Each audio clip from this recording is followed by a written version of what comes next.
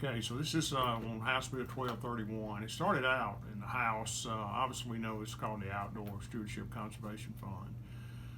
Started out in the House as a diversion from just the sporting goods collected on sales tax that would be dedicated to conservation efforts. Conservation efforts being hunting, fishing, public lands, parks, wildlife management areas, shooting ranges, birding areas, projects for cities, projects for counties, anything that's conservation outdoor related.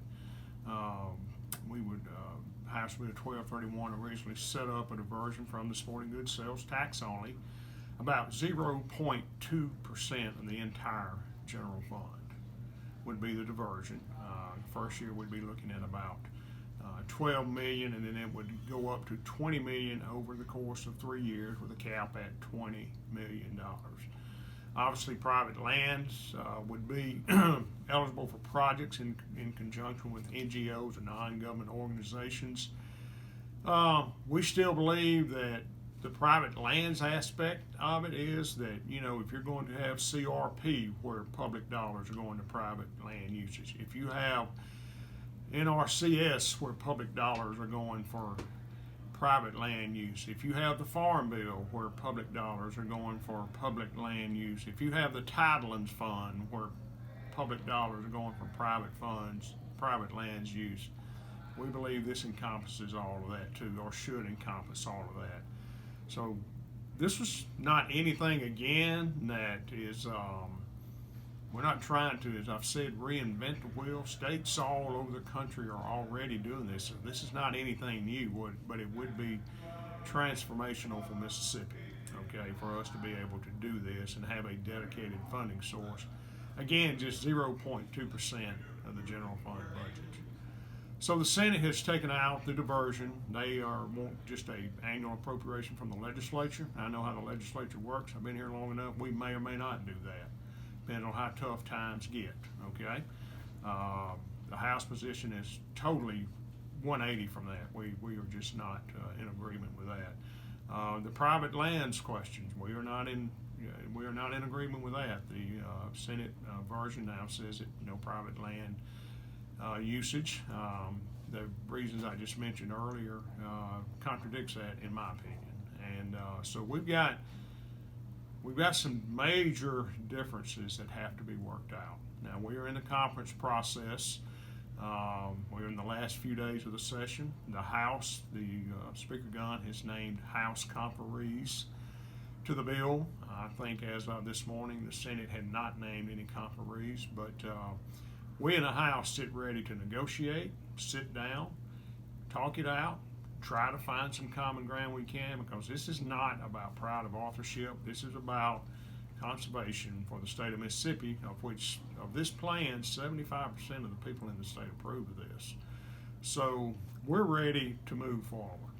We're hoping that the Senate will name conferees, and when they do name their 3 conferees, we hope that we can sit down, have a civil discussion about where our differences are, and maybe move forward. But we are now, as they say in the draft, we're on the clock.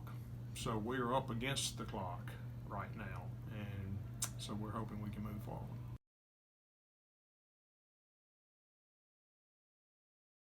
Well, because the public is in support of it. As I said, 75% of the people that have been polled in 2 different polls, one poll was actually polled a little bit higher than that, are in support of this, and are in support of how the diversion would work and where the dollars would be going, how it would be administered.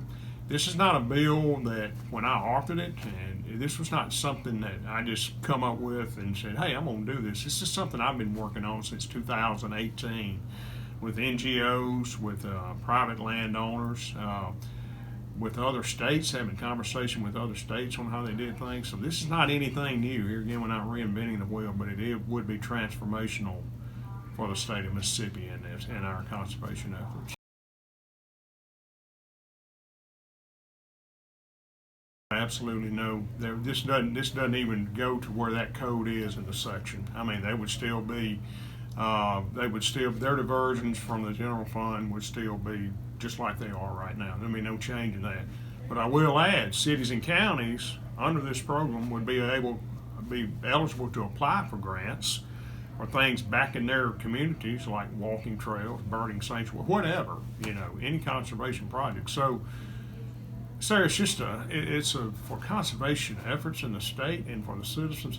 It's a win-win proposal, and I'm hopeful the Senate will join us in seeing that, and we can get this to the governor's desk for his consideration and signature.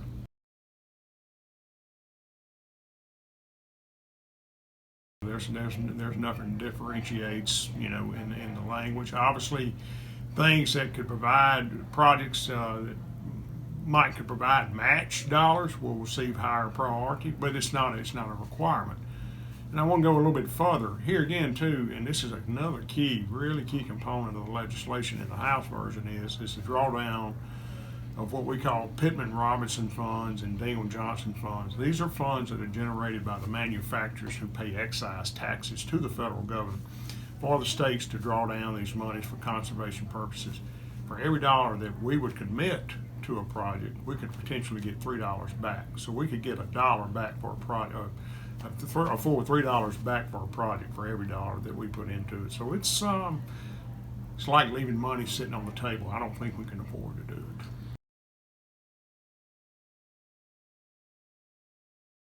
So it would be a board that would be set up that would accept the applications and review them and approve them, but ultimately the Department of Finance and Administration would be in charge of final rubber stamping the project and getting the money out and being sure that all of the requirements are met of the legislation.